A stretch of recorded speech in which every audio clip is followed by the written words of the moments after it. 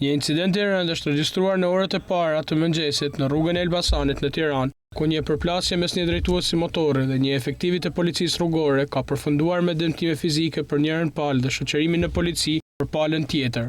Sipas informacioneve paraprake të policisë, rreth orës 8:45 minuta, Merson Ferize, 25 vjeç, i cili drejtonte një motomjet, është urdhëruar të ndalojë nga një punonjës i policisë rrugore në kuadër të verifikimeve të zakonshme të qarkullimit. Megjithatë, drejtuesi i motorit nuk ka zbatuar urdhërin e policisë duke tentuar të largohet nga vendngjarja. Në përpjekje për të larguar, i riu jo vetëm që ka injoruar thirrjet e efektivit, por dyshohet se ka shtuar shpejtësinë dhe ka përplasur fizikisht punonësin e policisë duke dëmtuar atë në krah.